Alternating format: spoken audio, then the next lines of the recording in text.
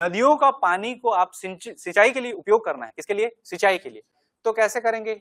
नदी में नहर बनाएंगे और उसके बाद वो सिंचाई हो जाएगा? नहीं होगा। एक मौसम में होगा, लेकिन नदी का लेवल जो है, जैसे अरपा नदी में अभी यहाँ से सिंचाई करने वाले होंगे तब तो भूखे मर जाएंगे। अरपा नदी खुद नदी सूखी है, तो कहां से सिंचाई में नहर में पानी जाएगा? तो उसके लिए हम लोग क्या करते हैं कि नदी के मार्ग में हम लोग अवरोध बना देते हैं, एक दीवार खड़ी कर देते हैं। और वो दीवार क्या बनता है? नदी का पानी को रोकता है। जब रुकेगा तो उसके कारण क्या होगा? पानी का भराव होगा और वहां से हम लोग नहर निकालेंगे, ठीक है? और उस नहर से फिर क्या होगा? सिंचाई होगा, तब ना जाएगा। और नॉर्मल नदी में हम लोग नहर निकालेंगे तो जाएगा क्या पानी? नहीं जाएगा। समझ पाए? तो हमारा जो जल संसाधन में उसमें हमको जानना है बांध के बारे में, बैराज के बारे में, और जो परियोजनाएं या जो प्रोजेक्ट्स होते हैं उनके बारे में हमको जानना है। तो अभी बेसिक 5 चीजें हमको जाननी है। सबसे पहला चीज, डैम क्या होता है, बैराज क्या होता है, स्टॉप डैम क्या होता है, चेक डैम क्या होता है, और एनीकट क्या होता है। एक एक को स्टार्ट करें। सबसे पहले बात करते हैं बांध या फिर डैम। हेडिंग डालिएगा डैम।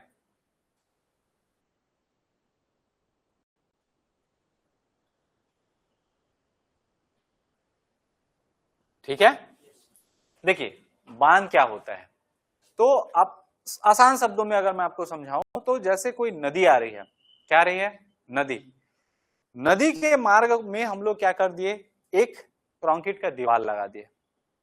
नदी का जितना लंबा दीवार होगा, पानी का लेवल क्या होगा? उतना ज्यादा उसमें भरेगा। आप समझ पा रहे हैं ना? जितना छोटा दीवार रखेंगे उतना पानी कम भरेगा, और जितना ऊंचा दीवार रखेंगे पानी उतना ज्यादा भरेगा। ठीक है? बांध एक मजबूत क्या है? कृत्रिम संरचना या फिर बैरियर है, जिसे नदी या जलधारा पर बनाया जाता है। इसका मुख्य कार्य पानी के बहाव को रोककर जलाशय या फिर रिजर्वायर बनाना होता है। इस जलाशय में जमा पानी का उपयोग वर्ष भर विभिन्न कार्यों के लिए किया जाता है। अगर ये नहीं बनाते तो वो नदी का पानी चला जाता है। जैसे एग्जांपल के लिए आपका मिनी माता का मैं बात करता हूँ, हसदेव बांगो परियोजना जो है, ठीक है? हसदेव नदी जो बह रही थी, आपके सोनहट से आ रही थी वो हसदेव नदी, और कहाँ चली जा रही है? वो मिलने के लिए महानदी में। बीच में क्या हुआ? कोरबा में एक जंगल पड़ता है। उस जंगल में क्या किए? 3 ओर से 2 ओर से पहाड़ी घिरा हुआ है, उधर से नदी आ रहा है, उधर भी जंगल है। इस साइड खाली था, इसमें हम लोग क्या कर दिए? क्या लगा दिए? कंक्रीट का दीवार। अभी ये समझिए ना, कंक्रीट जो है उसका दीवार, ठीक है? तो उसके कारण हमारा क्या बन गया? इस टाइप का डैम बन गया। ठीक, अब देखिए जैसे आपको एक नदी लगातार जो है वो बह रही है, नदी बह रही है, तो उसमें क्या होगा हमारा? अगर वो बिना उसमें बांध बनाए रखते हैं तो वो पानी डायरेक्ट कहाँ चला जाएगा? समुद्र में। उस पानी का यूटिलाइज कर पाएंगे क्या? लेकिन अगर उसमें बांध भी बना दिया जाता है तो पानी रुक जाती है, और वहां पे एक कृत्रिम झील, जिसको हम लोग क्या बोलेंगे? आर्टिफिशियल लेक या फिर रिजर्वायर या फिर डैम, उसका निर्माण होता है। क्लियर है? अभी देखिए आप चेक डैम, स्टॉप डैम 2 और सुनेंगे ना। डैम जुड़ गया मतलब हम लोग क्या रखे हैं बीच में? दीवार। बेसिक मैं आपको बता रहा हूं, जैसे एक नली जा रही है, उसमें पानी है, बीच में हम लोग क्या लगा दिए? ईंटे का दीवार लगा दिए। वो क्या बन गया वहां पे? डैम। समझ पा रहे हैं? नदी भी वैसी बह रही है, हम लोग बीच में कंक्रीट की दीवार लगा दिए। अभी बस उसको कंक्रीट की दीवार ही बोलिएगा, ठीक है? वो अलग बात है, डैम जितना बड़ा होगा वो दीवार की चौड़ाई और लंबाई क्या होगी? उतनी बड़ी होगी, क्योंकि पानी की मात्रा उतना ज्यादा आपको रोकना है। ठीक है? अब देखिए जो डैम होता है वो क्या होता है? यह संग्रहित पानी को बाद में उपयोग में लाया जाता है। किसमें? सिंचाई में, विद्युत उत्पादन में, पेयजल आपूर्ति में, औद्योगिक उपयोग में, और बाढ़ नियंत्रण में। आपको पता होगा कोसी नदी, नाम सुने हैं? बिहार का शोक कहा जाता है ना? वो कोसी नदी क्या होती है? अपना मार्ग बदल देती है, इसलिए उसको क्या बोलते हैं? बिहार का शोक। और उसी के कारण क्या आता है? बाढ़ आ जाता है बिहार में। ठीक है? तो अगर डैम बनाते हैं तो वो पानी जो इतना स्पीड में आ रहा है उसका पानी कौन रोक लेगा? डैम रोक लेगा। और डैम में हम लोग पहले से क्या निकाल कर रखे हैं? नहरें निकाल कर रखे हैं, तो वो पानी इधर रोकेंगे और इधर उधर छोड़ देंगे, तो एक साथ पानी उधर उतना जाएगा नहीं। उसके कारण क्या होगा? बाढ़ भी कंट्रोल में होगा।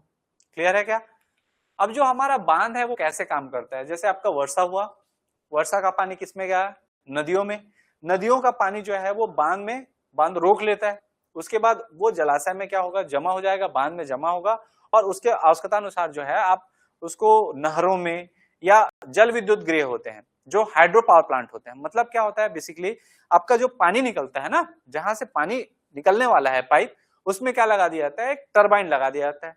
पानी निकलता है तो उस टरबाइन को क्या करता है, घुमाता है, और वहां से क्या उत्पादन होता है, बिजली उत्पादन होता है। तो पानी तो वैसे भी हमको छोड़ना था नहर में, लेकिन साथ में हम लोग क्या उत्पादन कर लिए, बिजली भी छत्तीसगढ़ में होता है। 120 मेगावाट विद्युत उत्पादन जो है आपका हसदेव बांगो में ही होता है। 120 कितना मेगावाट, ठीक है। छत्तीसगढ़ में कुल 138.7 मेगावाट विद्युत का उत्पादन होता है हाइड्रो पावर प्लांट से, मतलब जल से, पानी ऐसे बह रहा है, उसमें टरबाइन वो घुमाएगा और बिजली। मेगावाट में बात हो रही है ना, ठीक है।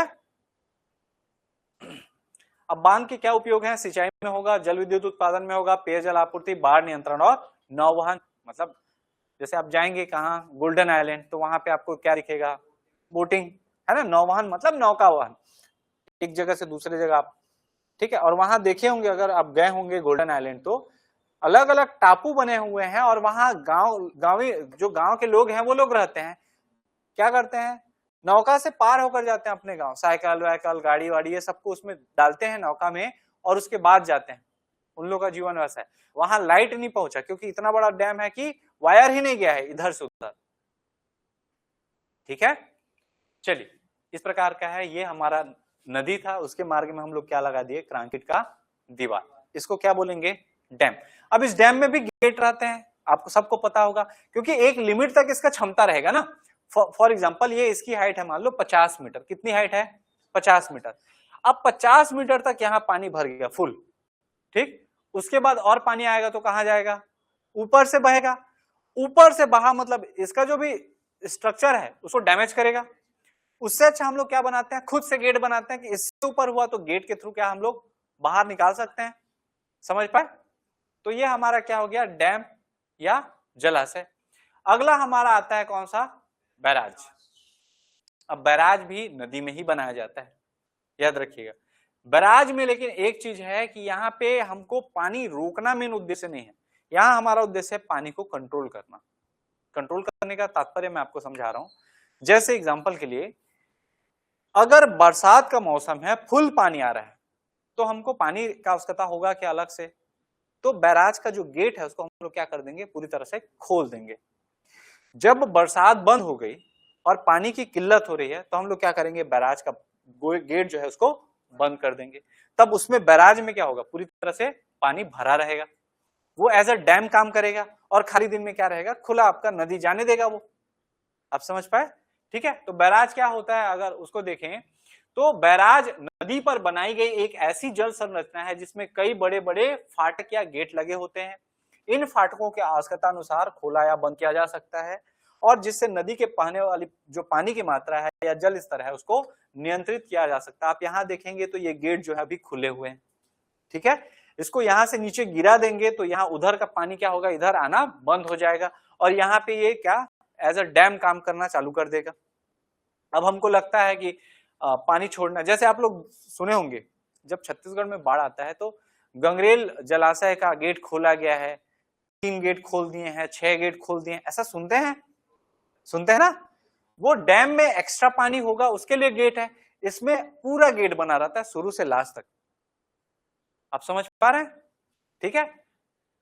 इसमें याद रखिएगा, जैसे मान लीजिए नदी में बहुत अधिक पानी आ रहा है, आपको पानी कम चाहिए, ठीक है, कम छोड़ना है तो गेट बंद कर देंगे, या फिर ज्यादा छोड़ना है तो क्या कर देंगे, गेट खोल देंगे, तो अधिक पानी छोड़ा जाएगा।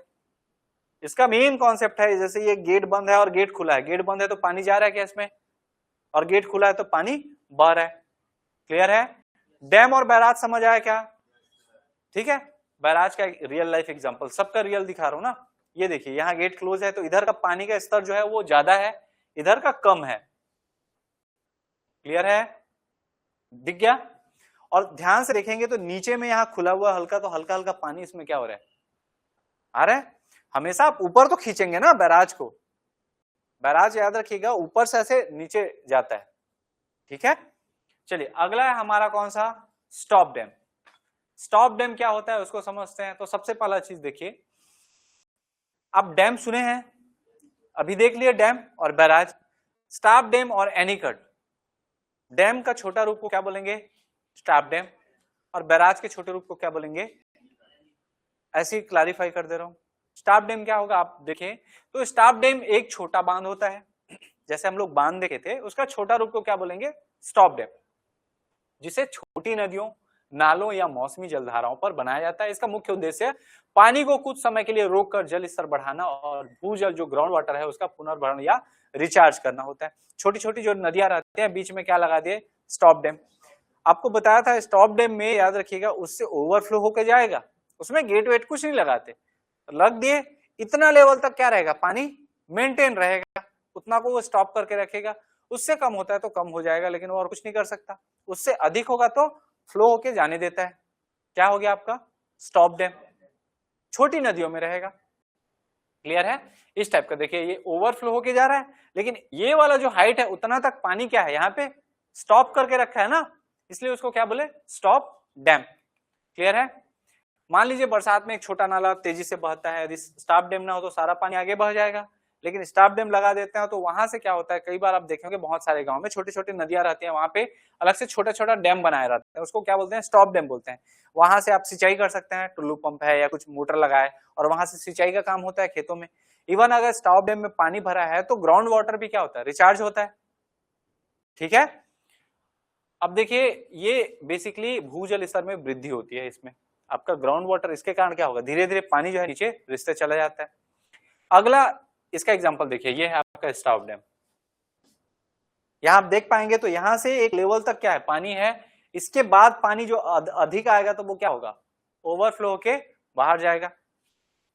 क्लियर है क्या? स्टॉप डैम के बाद अगला हमको मिलता है चेक डैम। अब ये क्या नया चीज है?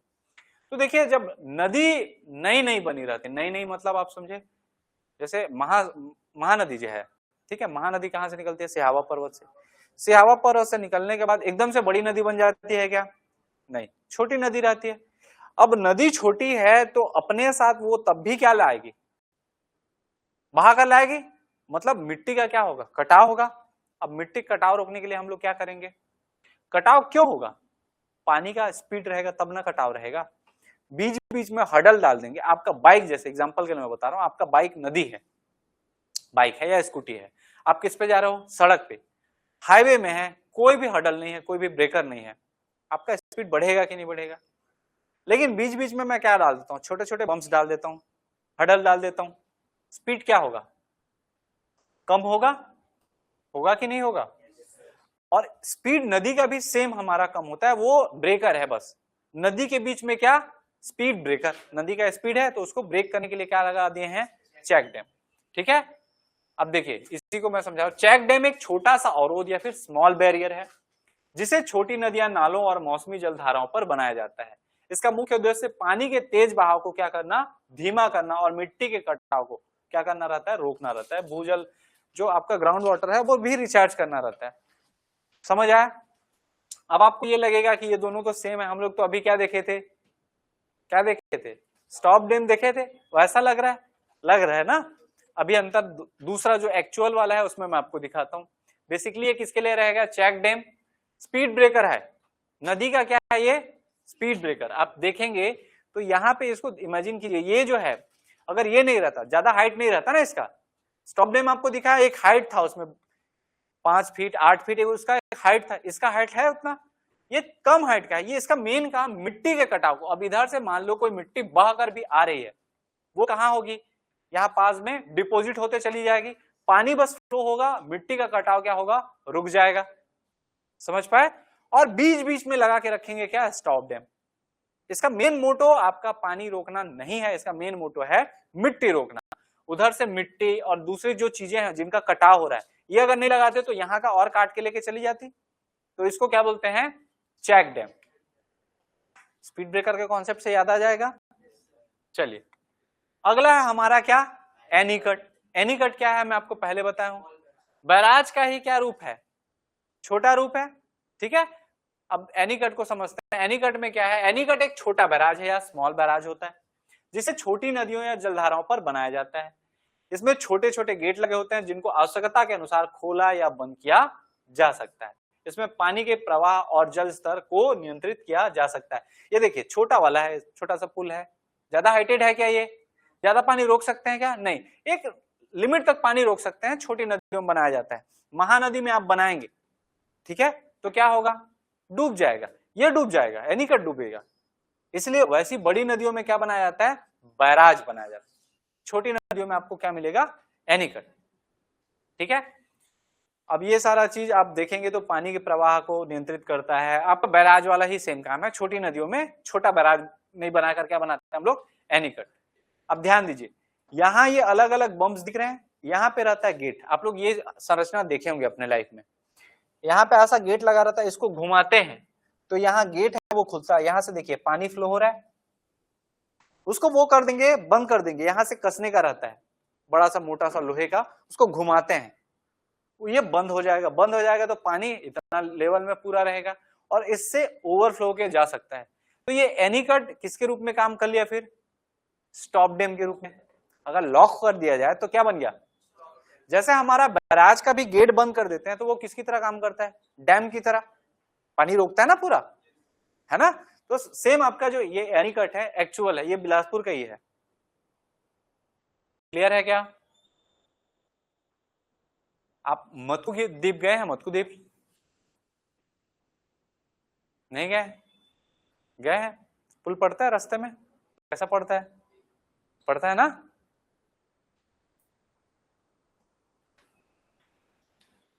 देवरानी जेठानी मंदिर गए हैं?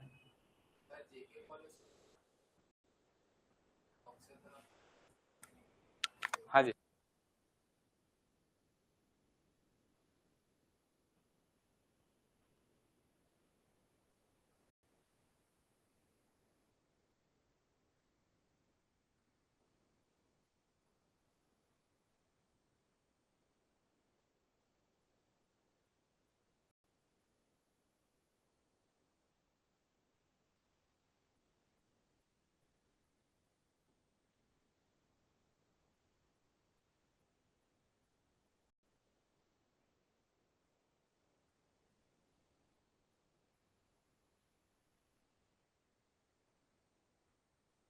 तो वो अंतर है।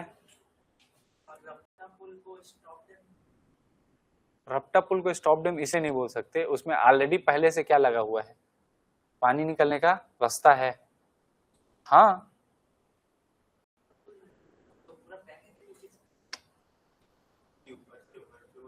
ओवरफ्लो इसलिए होता है, देखो मैं आपको समझा रहा हूँ, समझना।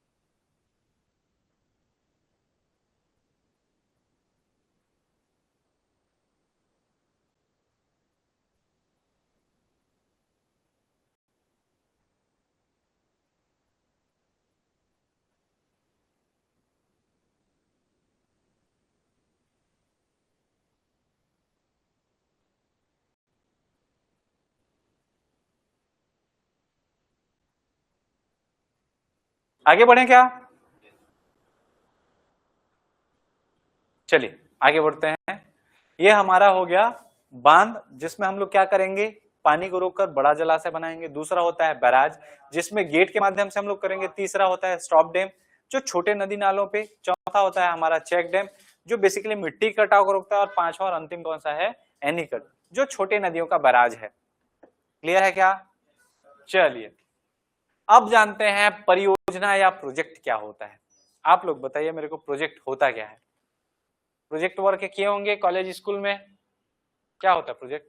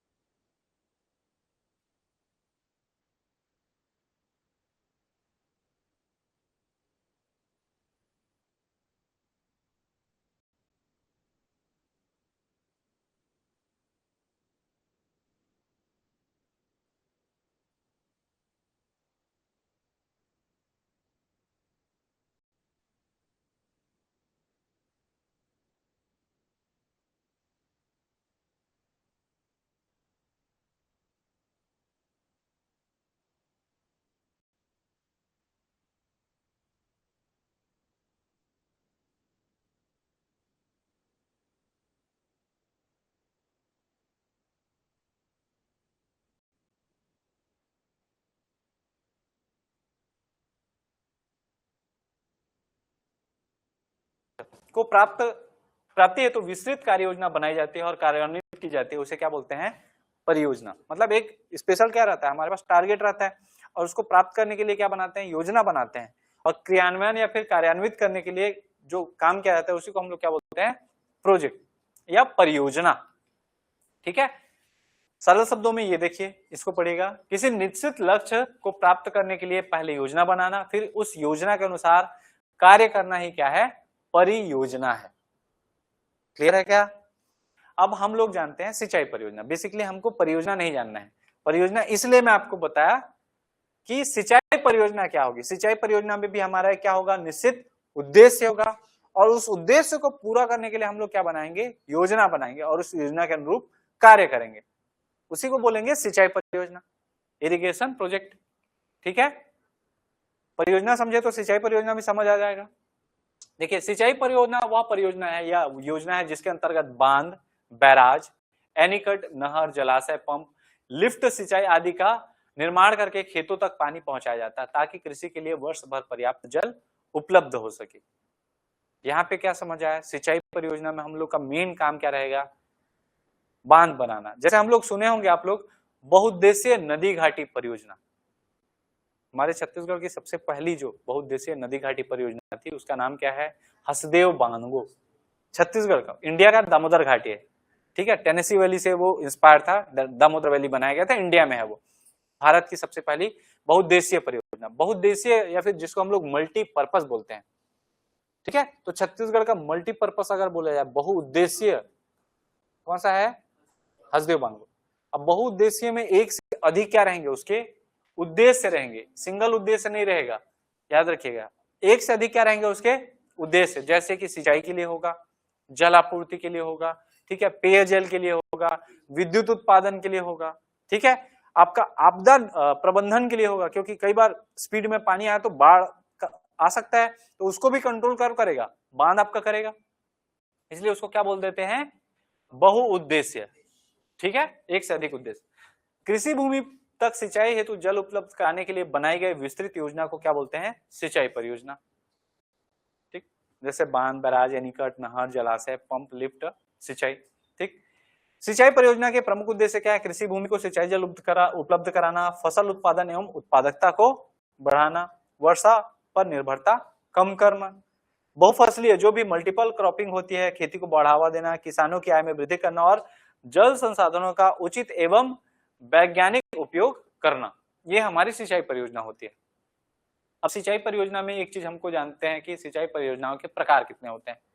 अब यहां से हमारा खेल स्टार्ट होता है। मेनली जितना समझने का चीज था वो खत्म हो गया, अब जानने का चीज है, रटने का चीज है।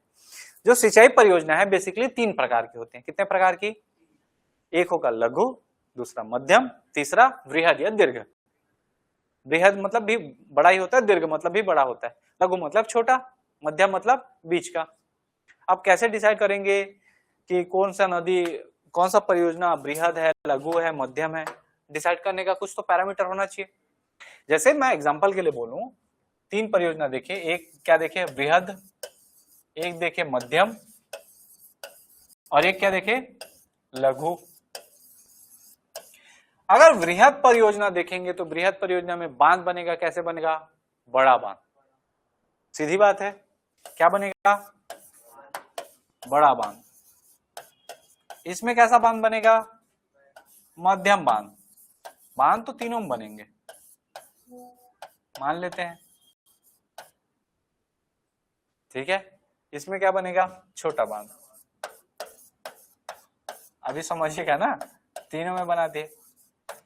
कैसे डिसाइड करेंगे कि ये बांध बड़ा है, ये बांध छोटा है, ये बांध सबसे छोटा है, ये मध्यम बांध है? डिसाइड कैसे करेंगे? ज्यादा पानी पकड़ता है उसको हम लोग क्या बोलेंगे? बड़ा बांध। अब बांध का पानी आप नापने कैसे जाओगे? पॉइंट तो वहां पे है ना, कैसे बोलोगे कि ये बांध बड़ा है? ठीक, इस कमरे में मैं आपको एक एग्जांपल दे रहा हूं। ये कमरा है, इतना लंबा है। हाँ, मेरे तालाब में बहुत ज्यादा उद्देश्य होते हैं, लेकिन वो उसको हम लोग बड़ा बांध नहीं बोल सकते ना। गांव का तालाब है जैसे, बहुत सारे हैं, गाय को धुलाते हैं, मेरे कहने का मतलब आप कैसे डिसाइड करोगे, कैसे डिसाइड करोगे कि ये बड़ा है, बृहद है? कोई कोई क्लू? देखिए मजाक में लीजिएगा मेरी बात है ना, मैं किसी को सीरियसली कुछ भी ना तो टॉन्ट मारता हूँ ना किसी को कुछ बोलता हूँ, मजाक में बोल रहा हूँ तो मजाक ही रखिएगा उसको, है ना? अब बताइए कैसे बड़ा है बोलेंगे? मैं बताऊं? हम लोग डिसाइड करेंगे सिंचाई क्षमता के आधार पर। ज्यादा एरिया को सिंचाई करेगा तो उसको बोलेंगे बड़ा बांध, जो कम एरिया को सिंचाई करेगा उसको बोलेंगे छोटा बांध।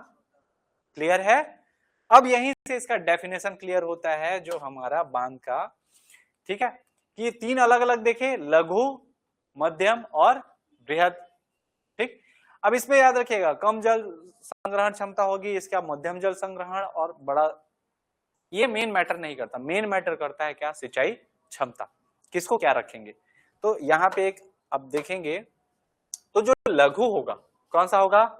लघु, इसका सिंचाई क्षमता 2000 हेक्टेयर से कम होगा, मतलब 2000 हेक्टेयर, नीचे कर दे रहा हूं, 2000 हेक्टेयर से कम। 1 हेक्टेयर बराबर याद रखिएगा 2.5 एकड़ होता है, 2.47 एकड़ एग्जैक्ट अगर देखें तो 1 हेक्टेयर बराबर कितना होता है? 2.47 एकड़। और यहां बात हो रही है कितने हेक्टेयर की? 2000 हेक्टेयर से अगर कम ये सिंचाई करता है तो वो किस में चला जाएगा? लघु में। बृहद की अगर बात करें तो 10,000 हेक्टेयर से अगर अधिक जाता है सिंचाई क्षमता तो वो किसमें चला जाएगा? बृहद में। मध्यम कौन सा होगा भाई? के लिख दिया तो समझ जाएंगे। 2000 से लेकर 10,000 हेक्टेयर के मध्य अगर सिंचाई क्षमता है तो वो किसमें होगा? अगर मैं बोलता हूं फॉर एग्जांपल कोई एक XYZ नाम का डैम है, उसका सिंचाई क्षमता 1500 हेक्टेयर है, वो किसमें आएगा? अगर मैं बोलता हूं कि कोई XYZ नाम का या फिर PQR नाम का डैम है, उसका सिंचाई क्षमता 8,500 है, वो किसमें आएगा? ठीक है, अगर मैं बोलता हूं किसी का सिंचाई क्षमता 30,000 है तो वो किसमें जाएगा? मिलेंगे 30,000 वाले भी मिलेंगे, 30,000 हेक्टेयर वाले हमारे छत्तीसगढ़ में। ठीक है, क्लियर है क्या? ये कॉन्सेप्ट समझ आया? कभी भी याद रखिएगा ये लागत, ये सारा चीज सिर्फ बोलने का है, हम डिसाइड किस में करेंगे? बेसिकली सिंचाई क्षमता में। कम लागत आएगा, कम क्षेत्र सिंचाई होगा, कम क्या होगा? जल ग्रहण क्षेत्र होगा, ये सब ठीक है, लेकिन मेन एग्जाम में पूछा जाता है उसका सिंचाई क्षमता। ठीक है, तो परियोजना के आधार पर कितना देखे सिंचाई परियोजना? 3 देखे। पहला क्या था? लघु सिंचाई, मध्यम सिंचाई और बृहद सिंचाई।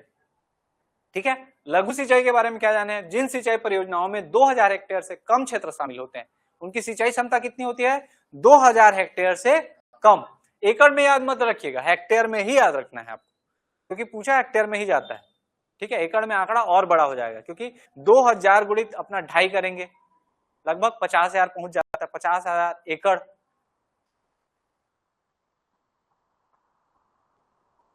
सॉरी 5,000 एकड़। ठीक है, 5,000 एकड़ भी पहुंचता है तो आंकड़ा बड़ा होते जा रहा है ना। अब मध्यम में जाएंगे तो इसमें कितना हो जाएगा? 25,000, है ना? आंकड़ा आपको बड़ा नहीं रखना है, हेक्टेयर में रखिएगा। कन्वर्ट करने पूछा तो कन्वर्ट कर लीजिएगा। ठीक, मध्यम वाला कितना बताया था? 2000 से लेकर 10,000 हेक्टेयर तक। और बृहद का कितना बनाया? 10,000 से अधिक रहेगा। क्या क्या आते हैं बेसिकली इसमें, अब जानते हैं कि छोटे बांध, बड़े बांध, मध्यम बांध के जगह हम लोग क्या यूज करेंगे। तो इसमें यूज होंगे हमारे तालाब, नलकूप, सूक्ष्म सिंचाई। कौन से में? लघु में। तालाब भी क्या है? एक बांध ही, आपको बताया था। ठीक है, तालाब में हम लोग पानी को बांध के रखें, भले वो नदी में नहीं बनाया गया, वो झील ही माना जाएगा ना, कृत्रिम झील, अगर मैन मेड आपका क्या है? तालाब है तो। ठीक, मध्यम में आपका क्या आएगा? नहर सिंचाई होगा। और बृहद में कौन से होंगे? बड़े बांध। इसमें छोटे बांध भी आपको मिलेंगे, याद रखिएगा, जिसका सिंचाई क्षमता कम है, क्योंकि हम लोग डिसाइड किससे कर रहे हैं?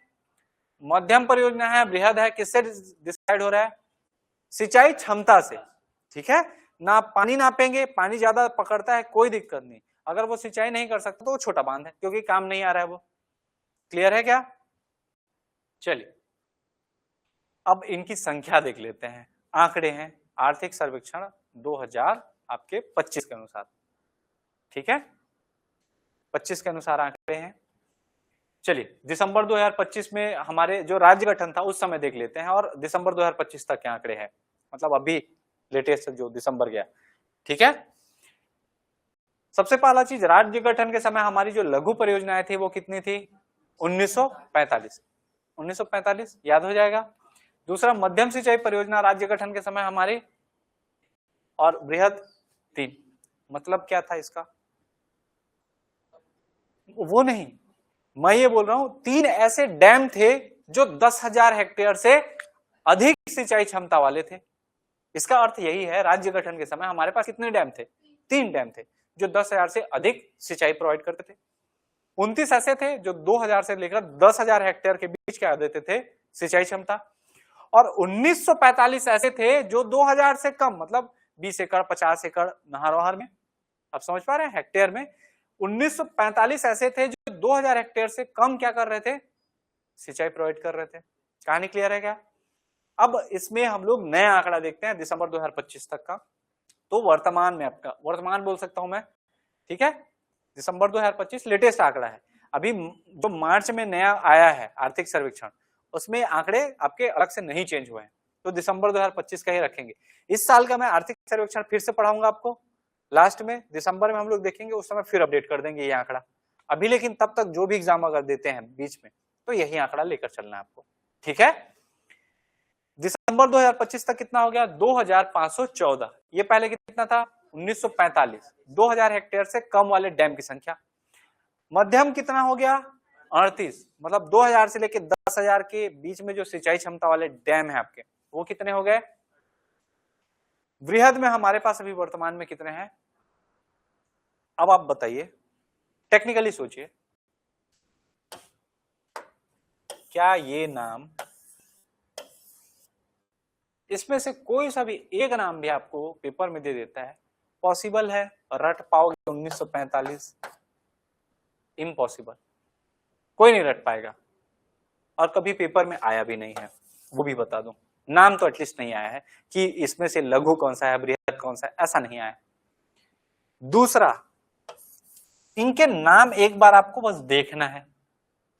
38 नाम याद पॉसिबल नहीं है, क्योंकि मैं और बताऊंगा, बहुत सारा चीज बताऊंगा। ये पॉसिबल है और ये इंपॉर्टेंट भी है, क्योंकि 10,000 हेक्टेयर से अधिक सिंचाई क्षमता है, मतलब कुछ तो है इसमें ना बात। और एग्जाम में यहां से क्वेश्चन सबसे ज्यादा बनते हैं, याद रहेगा। तो इनका लोड मत लेना, ये बस आंकड़े जानना, लेकिन इनके नाम नहीं जानने हैं, लेकिन ये आंकड़े जानने हैं। राज्य गठन के समय हमारे पास कितने लघु सिंचाई परियोजनाएं थी? 1945। राज्य गठन के समय हमारे पास कितनी मध्यम सिंचाई परियोजना थी? 29। राज्य गठन के समय कितनी वृहद सिंचाई परियोजना थी? 3। दिसंबर 2025 के आंकड़ों के अनुसार हमारे पास लघु सिंचाई परियोजना की संख्या कितनी है? 2,514। मध्यम की कितनी है? 38, और वृहद की 8।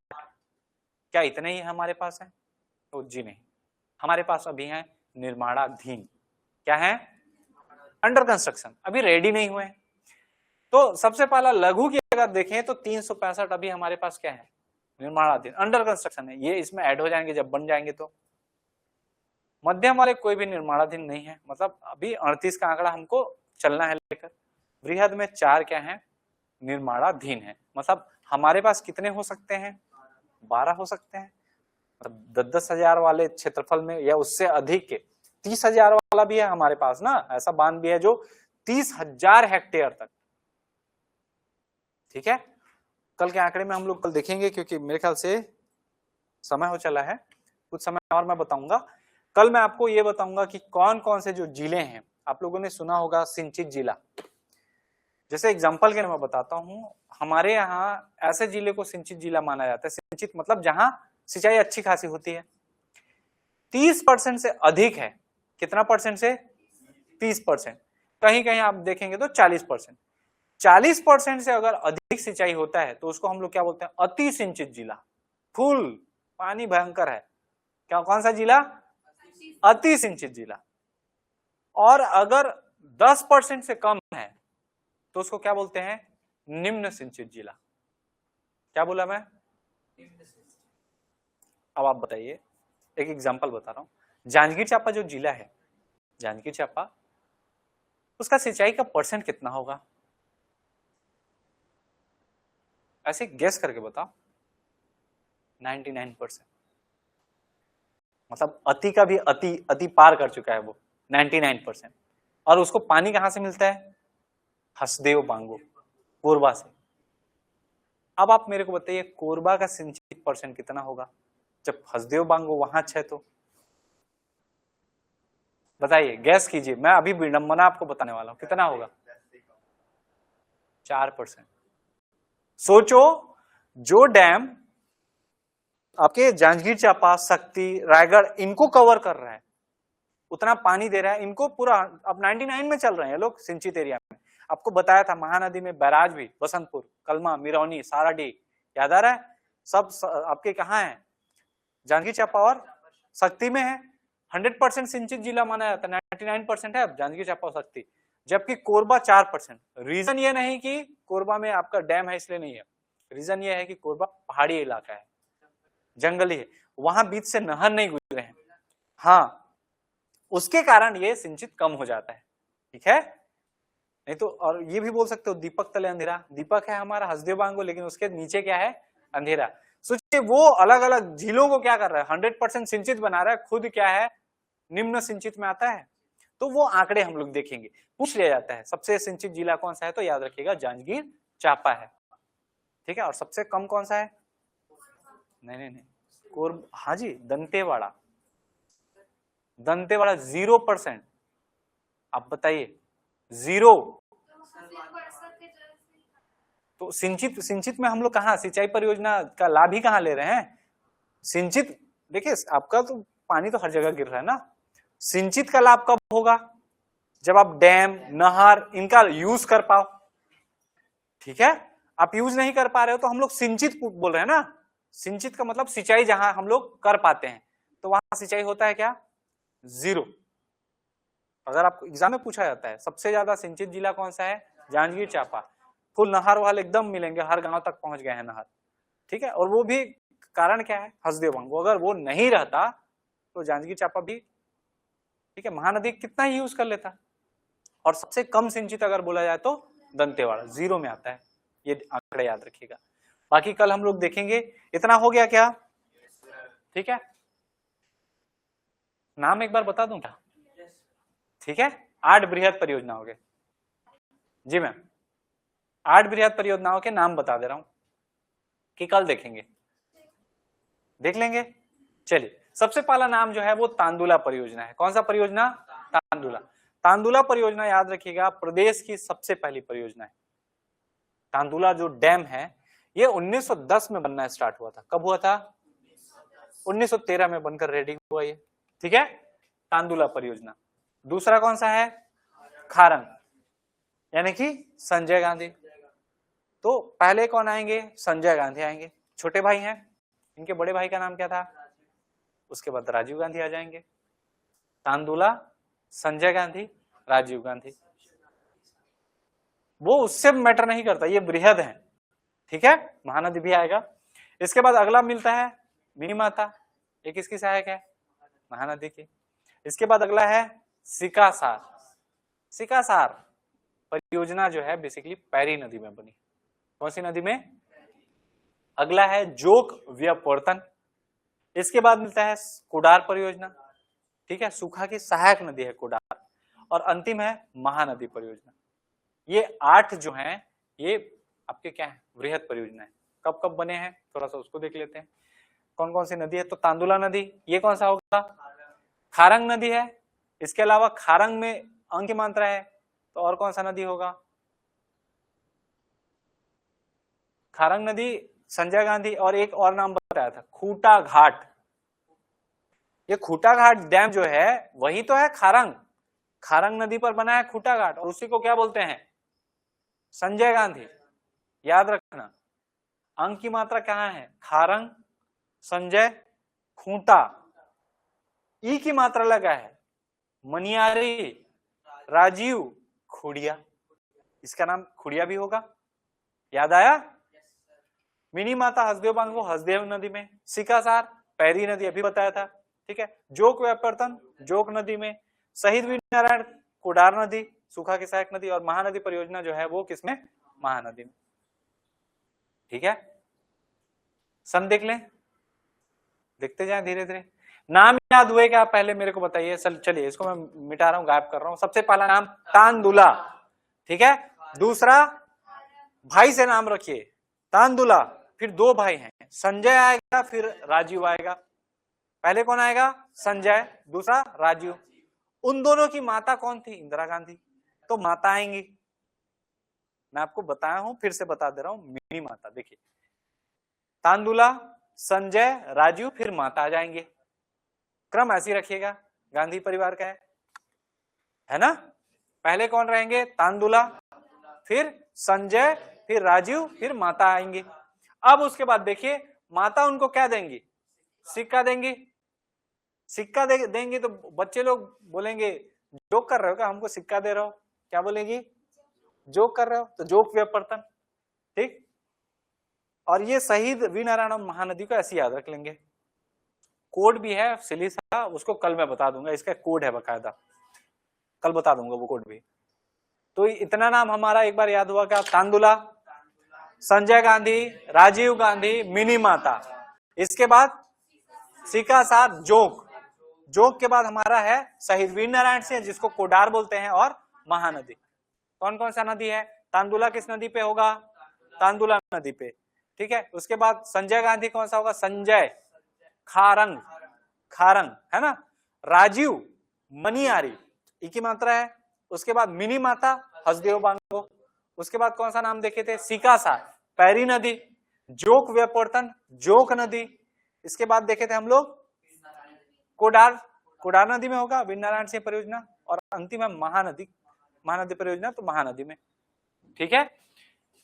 1913 में रेडी हुआ है। सन को कल देख लेंगे हम लोग, आज ज्यादा आंकड़ा भी रट दोगे तो बेकार है, कल देखेंगे। कल बहुत सारे आपको देखिए मैं दिखा दे रहा हूं, यहाँ पे सबका ईयर है, लोकेशन है, ठीक है। बृहद परियोजनाओं की कोड भी हैं, कौन कौन से निर्माणाधीन है। अब उसके बाद डिटेल में जाएंगे हर चीज का। इसको देखें ना, खारंग खूटा घाट का पीछे साइड वाला है। अगर आप लोग खूटा घाट डैम गए होंगे तो इधर से चल के जाते हैं, याद आ रहा है, नहीं गए खूटा घाट,